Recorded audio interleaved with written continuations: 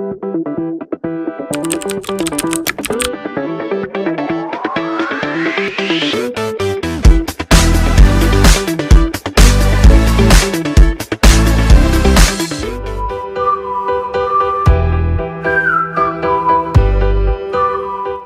Guys, আমি চলে এসেছি আজকে আমার নতুন ভিডিও নিয়ে।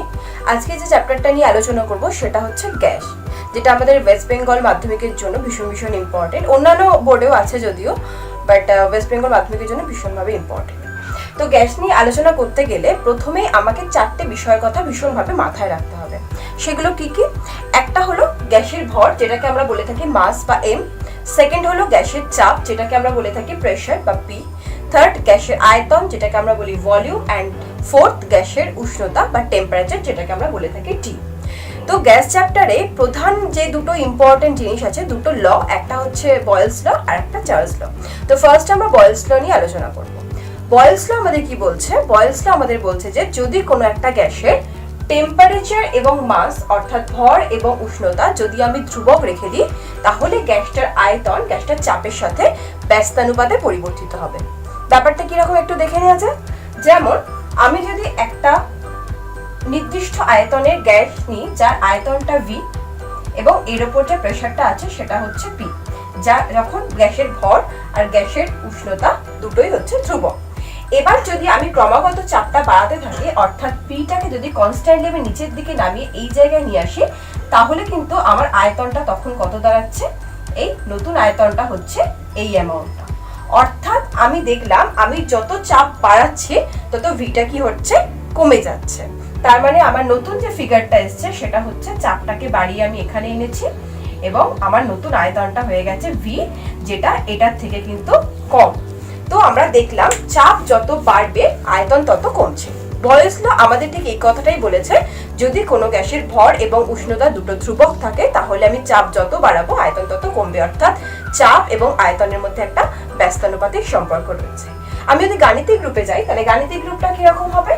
আমাদের বলা হলো আয়তন চাপের সাথে ব্যস্তানুপাতে পরিবর্তিত হয়। তাহলে আয়তন ভি সেটা চাপের সাথে ব্যস্তানুপাতে পরিবর্তিত হচ্ছে যখন এম এবং পিটা কি থাকছে? কনস্ট্যান্ট থাকছে বা ধ্রুবক থাকছে। আমি যদি এটাকে একটু ভালোভাবে লিখতে চাই, তাহলে V equals to K by P, আবার P V is equal to K. অর্থাৎ এটাই হচ্ছে আমার বয়েলস সূত্রের গাণিতিক রূপ। এবার যদি আমি ডিফারেন্ট টেম্পারেচার নিই, যেমন আমি যদি T1 উষ্ণতায় আয়তনটা পাই V1 এবং চাপটা পাই P1, আবার T2 উষ্ণতায় আয়তন পাই V2 এবং চাপ পাই P2, তাহলে বয়েলস সূত্র থেকে আমি লিখতেই পারি যে P1 V1 is equal to P2 V2 is equal to K। অর্থাৎ আমি বিভিন্ন টেম্পারেচারে যে ভলিউম এবং যে প্রেসার পাবো, তাদের যতবারই আমি প্রোডাক্ট বার করব সেটা কিন্তু ফিক্স থাকবে।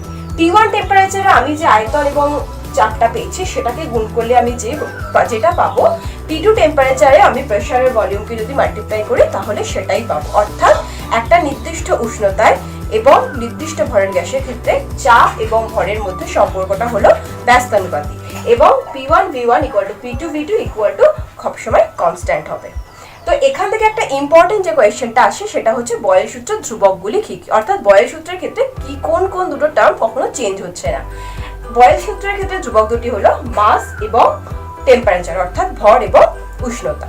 তো এবার আমি যেটাই যাব সেটা হচ্ছে চার্লসের সূত্র। চার্লসের সূত্র আমাদের কি বলছে?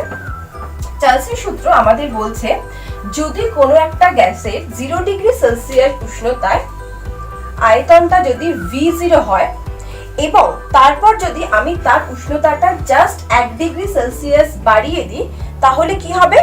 আয়তনটা বৃদ্ধি পাবে। কিন্তু কতটা আয়তন বৃদ্ধি পাবে? 0 ডিগ্রি সেলসিয়াস উষ্ণতায় গ্যাসটার যে আয়তন ছিল তার 1/273 অংশ বৃদ্ধি পাবে। তার মানে ব্যাপারটা কিরকম দাঁড়ালো?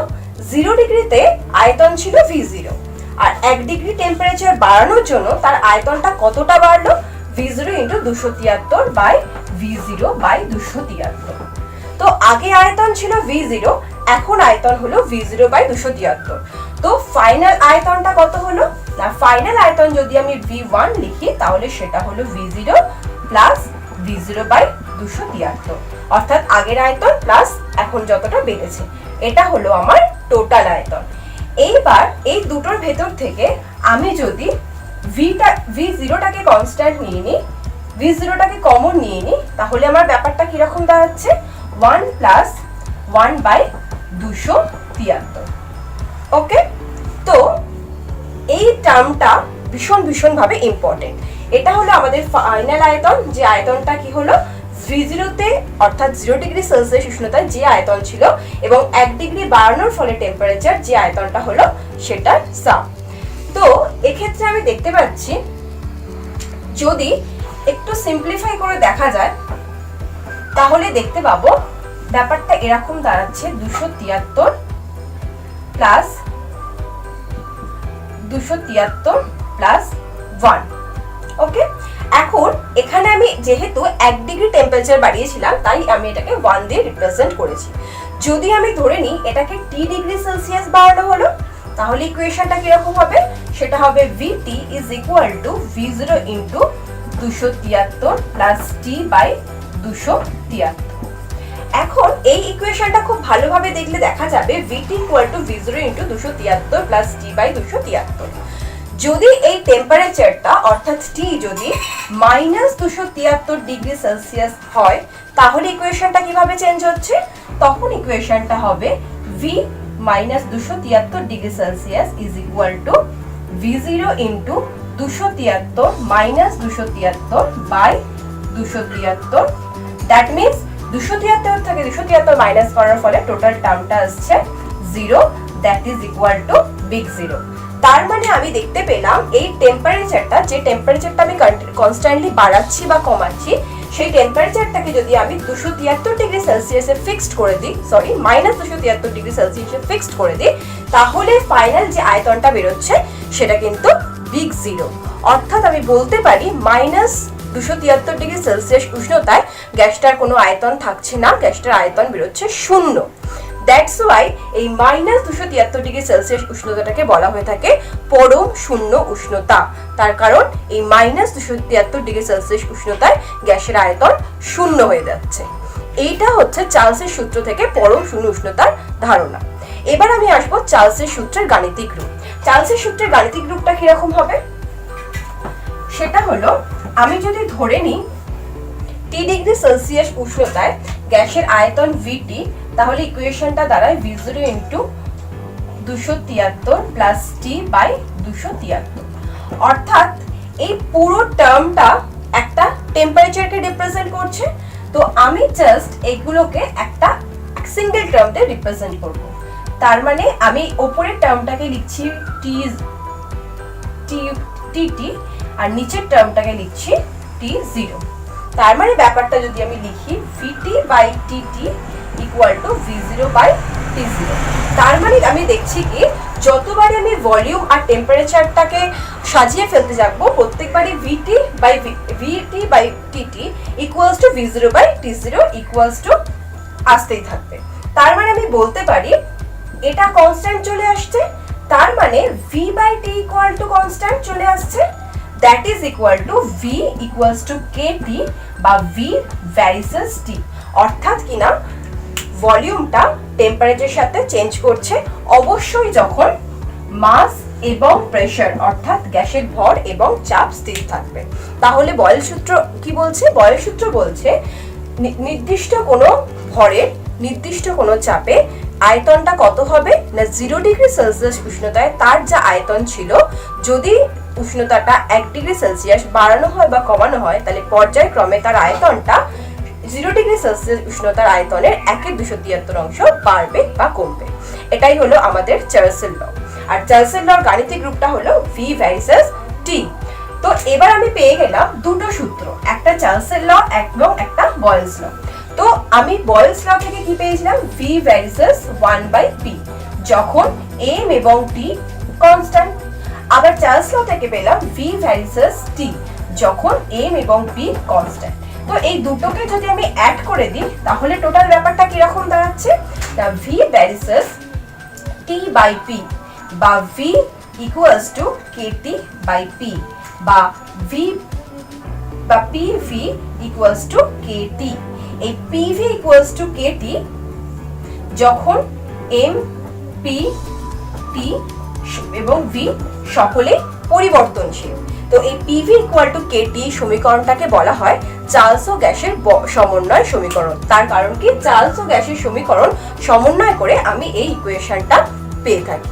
আচ্ছা, এরপর লাস্ট যে ডেরিভেশনটা পড়ে থাকে সেটা একদম এর সাথে সিমিলার, জাস্ট একটা নতুন স্টেটমেন্ট বা নতুন ল তার সাথে অ্যাড হয়ে যাবে। সেটা কি হয়ে থাকে না, চার্লস ও বয়েল সূত্র থেকে আমরা যে দুটো পেয়েছি তার সাথে অ্যাডিশনাল সূত্রটা হলো অ্যাভোগাড্রো ল।